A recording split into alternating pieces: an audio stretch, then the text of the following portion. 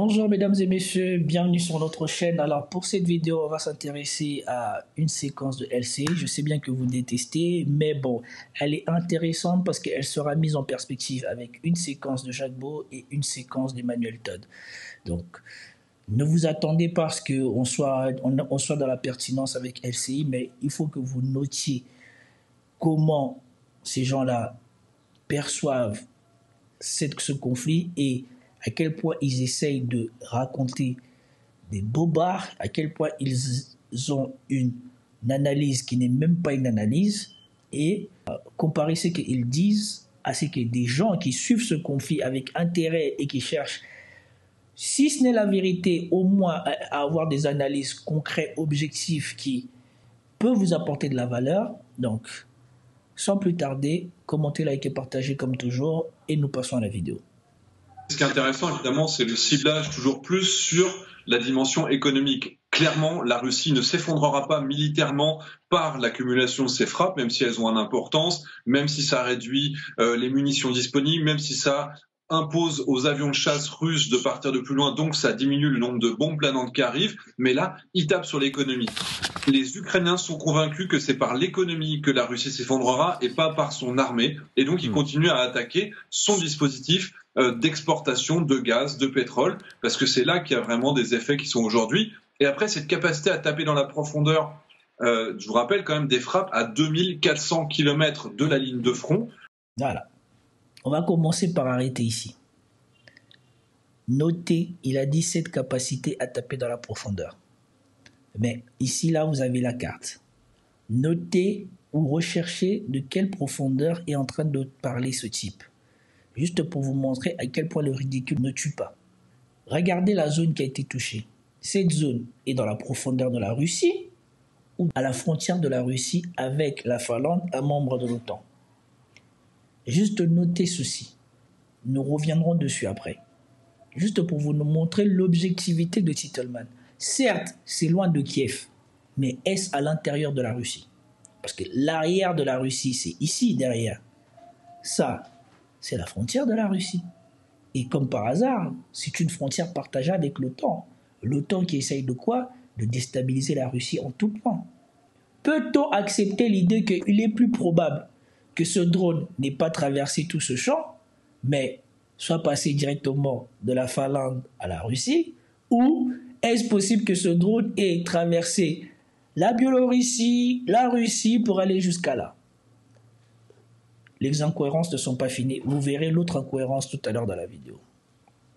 Là, on est, je veux dire, seulement à 1600 km, mais ça reste au nord de Moscou. La capacité ukrainienne à saturer la défense aérienne russe, à la contourner, à produire une panoplie de drones et de missiles de croisière toujours plus larges et qui ont chacun leur spécificité, aujourd'hui, ça continue à donner des résultats, alors qu'on aurait pu attendre que la Russie soit en mesure de s'adapter avec des années de guerre. Aujourd'hui, c'est plutôt le contraire. L'Ukraine a de plus en plus l'avantage dans cette guerre à longue distance. Donc, vous avez entendu sa tirade. Sa tirade est de dire que les Ukrainiens ont pris l'avantage sur les Russes en matière de saturation aérienne et de bataille à longue distance. Maintenant, vous tous ici, vous suivez la télé. Pendant le mois de décembre, c'est qui n'a pas arrêté de pleurer que c'était injuste de se faire frapper par l'ennemi? C'est qui n'a pas arrêté de pleurer que tout son territoire était touché? Donc l'Ukraine réussit une frappe, même pas dans la profondeur russe, mais aux frontières de la Russie et de la Finlande. Maintenant, c'est devenu la profondeur. Et ça veut dire que les Ukrainiens, maintenant, produisent des meilleurs missiles de croisière et des meilleurs drones que la Russie. Où va-t-on avec de telles analyses? Que peut-on dire avec des gens qui analysent les choses comme ça?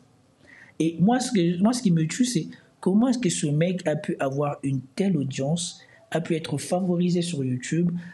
On voit ces vidéos être proposées à tout le monde quand on voit le niveau d'inexpertise dont il fait preuve, d'inobjectivité dont il fait preuve. Et surtout, le plus inquiétant, c'est même pas ça. Le plus inquiétant, c'est que vous allez attendre les contradictions qui sortent de sa tête à lui-même par rapport aux conclusions qu'il tire.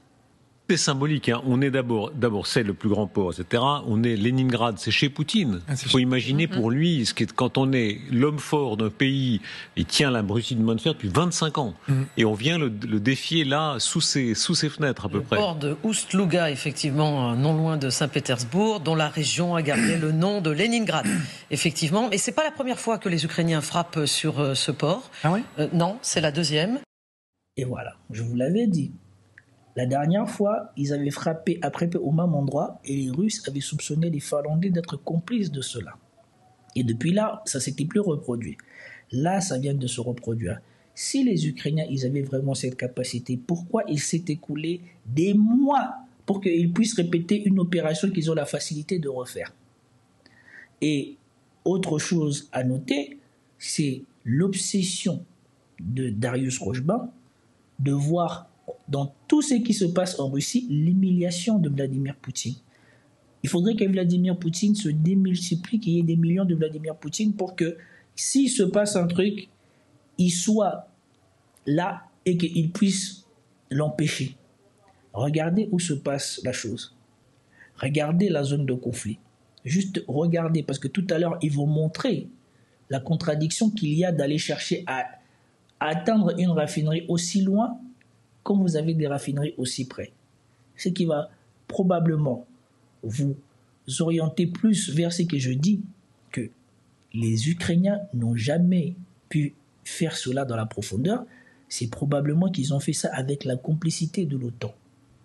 Et il frappe, donc ça a provoqué un immense incendie, mais il frappe aussi sur les raffineries, comme vous savez, Darius. Et donc là, on avait aussi montré la carte des raffineries qui sont atteignables par les drones ukrainiens. Il y en a une qui est au sud de Moscou, à Ryazaň, donc très loin également du front, une des plus grandes raffineries de Russie. Donc c'est effectivement, on le dit, on le répète, la stratégie. Voilà. Maintenant, regardez toutes les raffineries qu'il y a en Russie. Et regardez où ils ont frappé en Russie. Regardez les zones où ils ont frappé en Russie. Ces zones-là sont des zones où on doit naturellement se dire que ce sont des infiltrés en Russie, qui est un très grand territoire, qui peut être infiltré par la Finlande, par d'autres ressources, par ici, là, et par d'autres personnes qui sont passées ailleurs, parce qu'on sait et on a vu que pendant cette période, il y a eu des choses qui ont été faites en Russie. Et donc, moi, ma conviction, c'est que ces choses-là qui se sont passées là ont été faites par des infiltrés qui sont déjà en Russie, qui ont fait ça. Et non pas par ces fameux drones. Certes, peut-être qu'ils ont réussi une fois à franchir tout ça et à frapper, mais pour moi, je suis convaincu que c'est fait par des gens qui sont déjà à l'intérieur. Parce que si l'Ukraine avait vraiment cette capacité-là à déjouer l'aviation russe, à déjouer le brouillage russe, il y a des raffineries tout autour de la zone de conflit. Pourquoi ne pas détruire toutes ces raffineries-là pour déjà rendre difficile la mobilité de toute la zone, de tous les militaires russes qui sont sur la zone de front? Pourquoi ne pas faire ça? Pourquoi se compliquer la vie à aller vouloir frapper là-bas derrière? Surtout que sur 3 ans, il n'y a que 3 frappes. Ils ont atteint que 3 endroits. Moscou, Ryazaň et Saint-Pétersbourg. Ils n'ont pas atteint tout ce qu'il y a derrière ici. Et Rostov. Ils n'ont pas atteint tout ce qu'il y a derrière ici. Alors que, dans l'autre sens, nous avons vu plusieurs fois la Russie, et ce même en plein jour, atteindre la totalité du territoire ukrainien. Mais vous avez Titelman qui vous dit que les Ukrainiens ont la supériorité à saturer la défense russe et à produire des missiles de croisière meilleurs que les Russes. Non mais franchement, il manque pas de toupet celui-là. C'est incroyable. En tout cas, continuons. Et quand vous voyez ça, ça rejoint bien ce que je vous dis. Ce qui s'est passé ici, là, dans ce pourquoi ils se vantent aujourd'hui, pour moi, probablement été fait avec la complicité de l'OTAN, plutôt qu'avec la capacité ukrainienne à produire des armes suffisamment sophistiquées pour échapper aux Russes et aller toucher à 1600 km, parce que sinon ils auraient rasé tout l'arrière-front de la Russie. S'ils avaient cette capacité-là, ils auraient déjà tout rasé. Ils ne se seraient même pas donné la peine de réfléchir. Et Zelensky n'aurait pas passé son temps à pleurer qu'on lui donne des missiles à longue portée pour atteindre l'arrière du front russe. C'est moi, je me trompe ou je dis quelque chose d'incohérent. Et ce qui me tue, c'est l'incapacité à garder un fil connecteur, un connecteur logique des différents événements qui se sont passés durant ces 3 années dans les analyses de Titelman. Il a parlé comme si tout ce qui s'était passé avant ça n'avait pas existé, comme si nous tous, on n'a pas vu l'Ukraine être saturée, l'Ukraine être touchée de partout, l'Ukraine être tapée jusque vers la Pologne.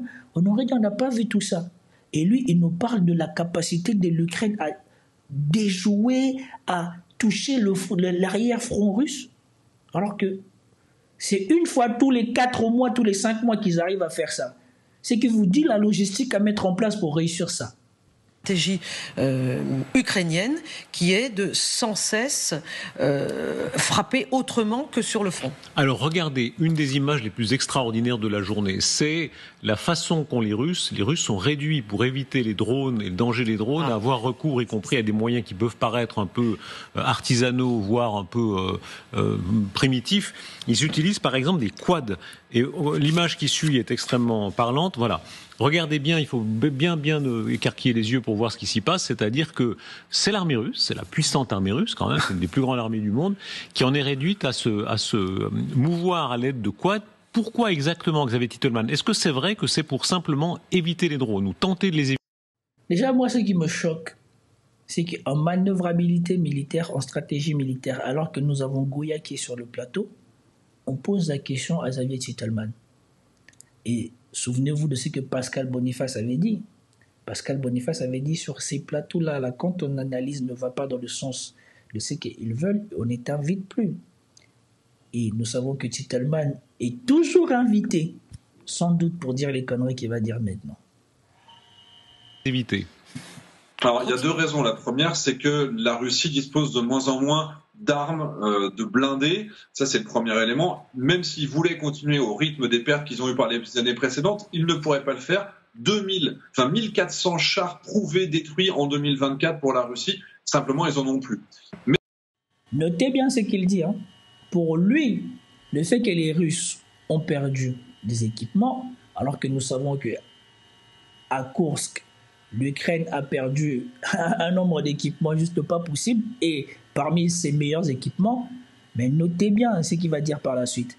Pour lui, le changement de stratégie de la Russie n'est pas dû à une adaptabilité de l'environnement et de la zone de conflit et surtout du front. Non, c'est dû au fait que les Russes n'ont plus de chars. Mais écoutez bien jusqu'à la fin et vous allez voir à quel point ce monsieur, je n'arrive pas à justifier pourquoi il est là.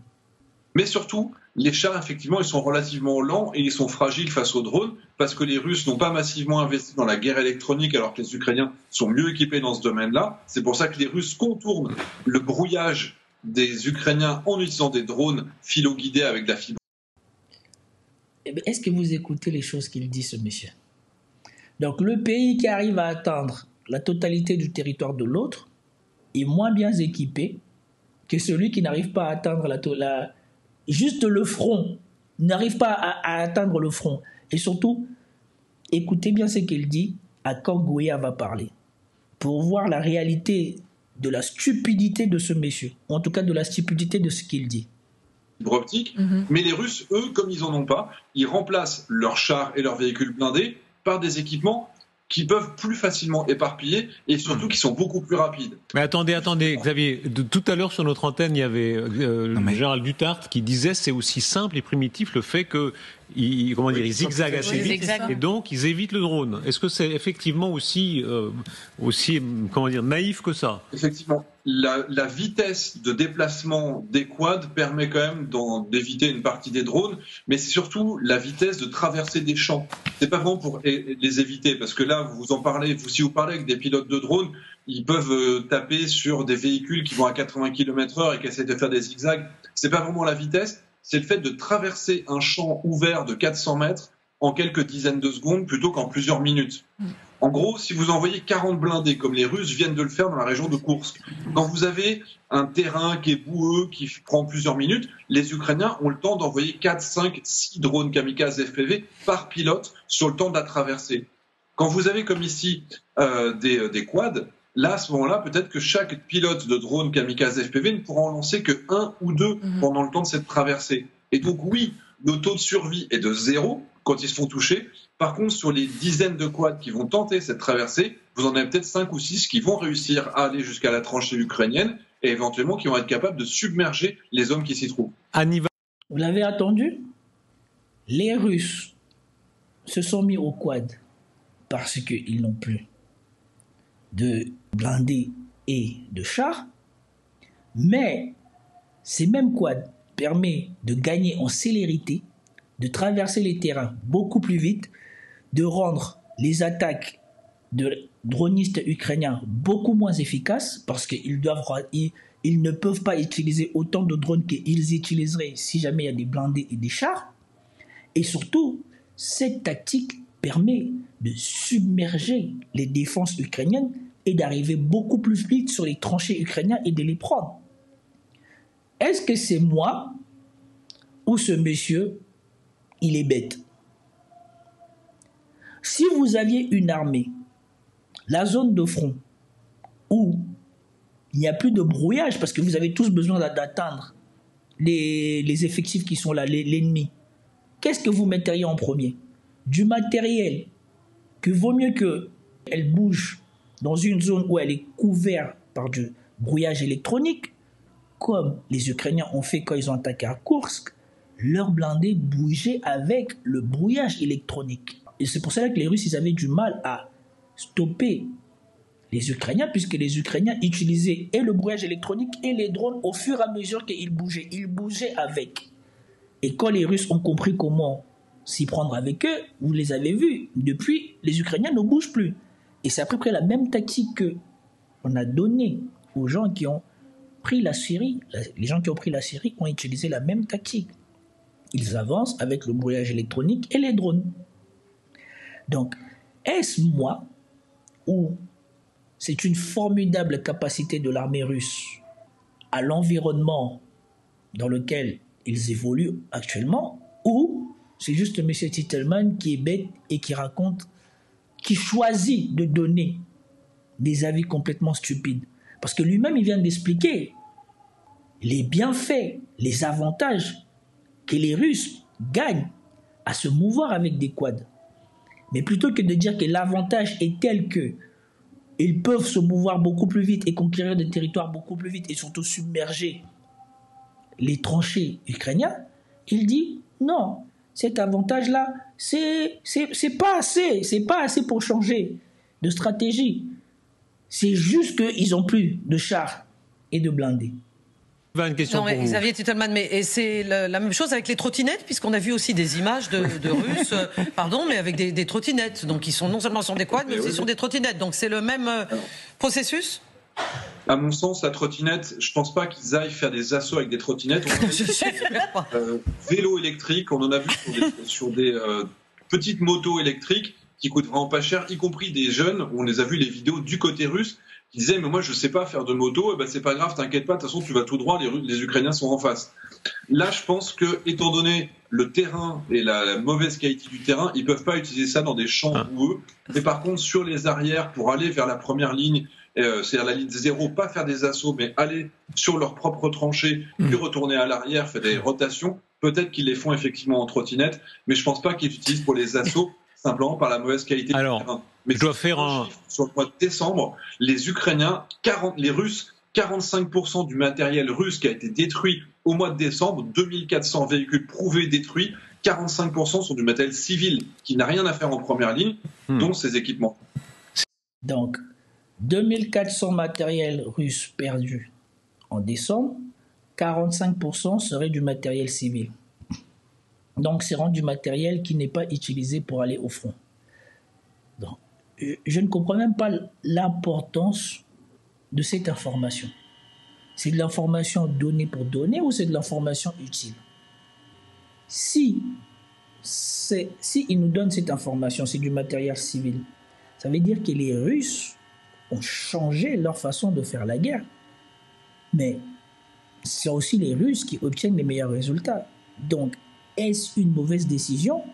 Et surtout, cela ne permet-il pas de conserver des blindés et des chars pour des moments où ils sont vraiment proches d'une grande ville ou de quelque chose comme ça, et d'installer leur brouillage électronique, et donc là maintenant de pouvoir exploiter leurs tanks et leurs blindés à leur avantage, ou il faudrait juste qu'ils soient bêtes pour satisfaire la bêtise de M. Zavik Titelman, qu'ils viennent sacrifier au front leurs blindés et leurs chars. Ces images sont incroyables. Et la trottinette que vous soulignez, et le quad. C'est-à-dire que là, dans la course entre les Ukrainiens et les Russes à l'inventivité, c'est vraiment très impressionnant. Oui, bien sûr. Alors, juste un élément. Je voyais marqué, il y a 58 000 frappes par drone revendiquées par les Ukrainiens. Il faut bien comprendre que ces 58 000, à 90-95%, c'est de 0 à 12 km sur la ligne de front. Ensuite, vous avez ce qu'on appelle un mur anti-drone, c'est-à-dire que c'est après vous avez la guerre électronique, les brouillages, les défenses antiaériennes qui se trouvent généralement après, et ensuite les drones qui arrivent à passer ce mur peuvent aller éventuellement en longue portée et taper plus loin l'intérieur de la Russie. Mais à 99%, tout se passe sur la ligne de front, on appelle ça ligne de contact. Donc, quand vous venez de l'attendre Goya, c'est qu'il dit, par rapport à ce que Titelman dit, et c'est pour cela que je ne comprends pas pourquoi on prend, je ne sais même pas s'il a une carrière militaire, pour nous expliquer la stratégie militaire, alors que nous avons un colonel de l'armée française qui est là. Il vient de dire que la zone où les drones ukrainiens agissent, non seulement c'est une zone qui n'est pas couverte par le brouillard russe, mais que 99% de l'activité de ces dronistes se passe là. 1% de l'activité de ces dronistes est de tenter de passer le brouillage russe.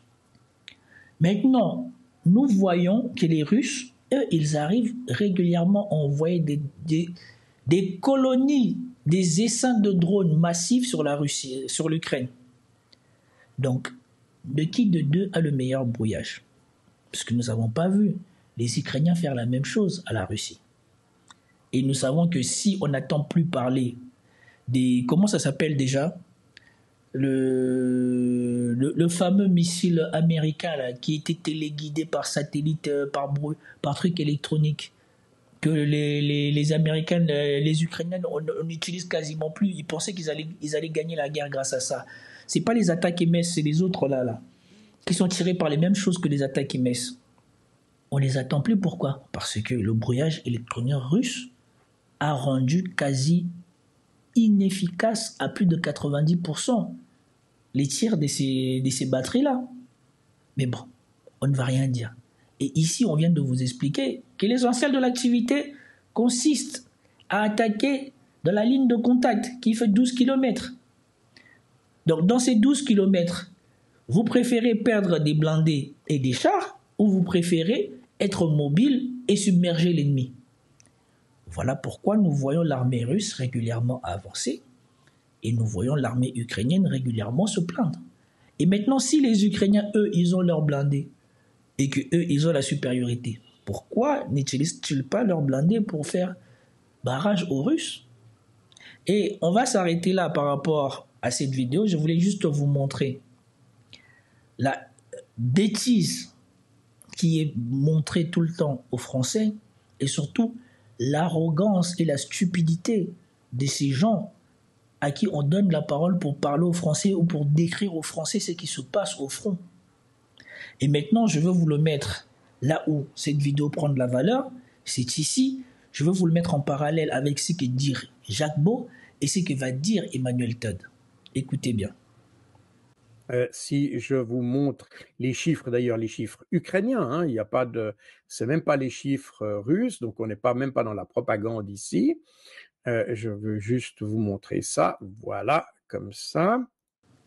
Voilà donc les effectifs tels que les Ukrainiens le voyaient, les effectifs de l'armée russe en Ukraine. Donc on pouvait dire que jusqu'au début 2024 au minimum, l'armée ukrainienne était 2 fois plus puissante pratiquement que les effectifs que l'armée russe en Ukraine.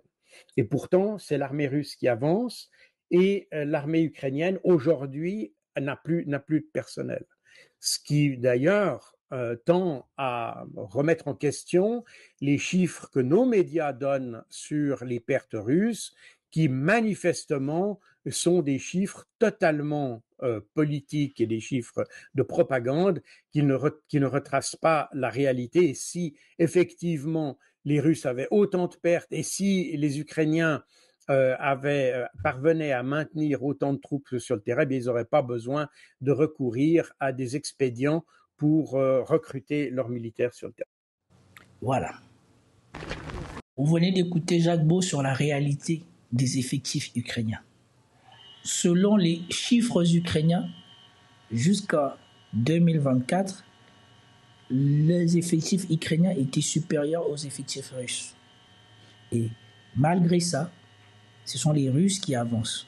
Et maintenant, quand vous mettez ça en perspective avec les bêtises qui sont racontées par Titelman et par Darius Rochman, doit-on encore prendre au sérieux les chiffres qui sont donnés par ces gens-là? Parce qu'eux-mêmes, les chiffres des Ukrainiens semblent attester qu'ils sont en train de se faire massacrer, que c'est la débandade. Donc, cette supériorité, soi-disant des Ukrainiens, en matière de drones, en matière de missiles, en matière de je sais pas quoi, ça vient d'où? Parce qu'avec des tels effectifs, normalement, ce conflit n'aurait pas dû durer autant. Et surtout, l'Ukraine aurait déjà dû prendre l'avantage, n'aurait pas eu à pleurer, puisque l'Ukraine a bénéficié quasiment de tout l'équipement obsolète aujourd'hui qui était disponible en Europe. Plus, c'est que les Américains ont rajouté et les Britanniques ont rajouté. Sans parler de l'argent, sans parler des recrues extérieures qui sont venues. Mais avec tout ça, ils se font taper et c'est de l'armée russe dont on se moquait au début, qui a su se réinventer durant ce conflit, qu'on veut nous faire croire que aujourd'hui, c'est eux qui sont en difficulté face à des Ukrainiens qui sont en pleurs. Et maintenant, je vais vous faire écouter une réalité aussi qu'on ne dit pas, c'est ce qu'Emmanuel Todd dit ici, qui va vous faire réaliser l'issue probable de ce conflit. Vous dites, dans votre livre, qu'un pense. Toute dernière question sur le plan géopolitique et sur les États-Unis, puisque vous aviez évoqué la Corée, le Japon, il y a Taïwan. Vous dites, dans votre livre, ça c'est assez fort, Taïwan ne sera pas protégé. Les Américains n'ont pas les moyens. C'est-à-dire que l'une des choses qu'on a constatées pendant la guerre d'Ukraine, c'est que toutes sortes de matériel considéré comme offensif était périmé. Donc le char est périmé, puisque maintenant les missiles anti-chars sont plus efficaces. Les avions sont périmés, en un certain sens. Donc maintenant, c'est du drone pas cher et toutes ces sortes de choses. Mais l'instrument du pouvoir américain dans le Pacifique, c'était le porte-avions. Avec les missiles hypersoniques, je veux dire, une guerre entre la Chine et les États-Unis dans le Pacifique, elle durait 10 minutes. En fait, donc c'est fini. Et donc jamais les Américains, peut-être qu'ils arriveront à lancer Taïwan, la Corée et le Japon dans des aventures coûteuses pour eux. Un peu comme l'Ukraine a été lancée dans des aventures par les Américains. Mais se mouiller et s'engager là-bas, c'est déjà trop tard. Comme ils sont déjà presque à bout de ressources sur l'Ukraine, c'est peu vraisemblable. Voilà. Vous venez d'entendre ce qu'il a dit ici. L'une des raisons pour lesquelles les Russes sont pas stupides, préservent sans doute leurs blindés et leurs chars, c'est qu'aujourd'hui le char est obsolète. Et comme on l'a vu à plusieurs fois, vous avez vu ici sur Military Summary et sur ma chaîne, le char coûte des millions à produire et vous pouvez détruire un char, le rendre inutilisable, ou en tout cas, le rendre inutilisable sur le champ de bataille avec un simple drone. Alors pourquoi les Russes iraient-ils prendre leurs chars, les exposer dans la ligne de contact où il n'y a pas de brouillage qui permettrait d'empêcher que les drones les attaquent? Et surtout, on vous a parlé ici de l'obsolescence des armes occidentaux. Et je me souviens maintenant de ces missiles qu'on n'entend plus parler, les HIMARS. On n'entend plus parler des HIMARS. Pourquoi? Parce que sans doute, les Russes, là encore, avec leur brouillage électronique non efficace, ont réussi à rendre ces armes-là aussi obsolètes. Et donc, je voulais mettre en perspective l'obsolescence des armes dont dispose l'Ukraine par rapport à la Russie, et qui montre que ce conflit, où les bêtises qui sont rencontrées sur LCI ne servent que à garder l'espoir ou à entretenir l'espoir des anti-russes ou de l'élite mondialiste qui, eux, déjà savent que c'est perdu d'avance, mais qui préfèrent continuer à vous faire croire qu'il y a une possibilité, parce que pendant ce temps-là, c'est quoi qui sort? C'est l'argent. Comme ils ont dit tout à l'heure, Joe Biden vient d'annoncer un nouveau plan d'aide à l'Ukraine, alors qu'il y a la côte ouest américaine qui brûle sous le feu. Pourquoi un président américain irait donner de l'argent dans un trou perdu ou irait jeter de l'argent dans un puits troué alors que les Américains sont dans le besoin? Posez-vous la question. C'était tout pour cette vidéo. J'espère que vous avez apprécié. Si vous avez apprécié, commentez, likez, partagez. Je vous dis à plus tard. Peace out.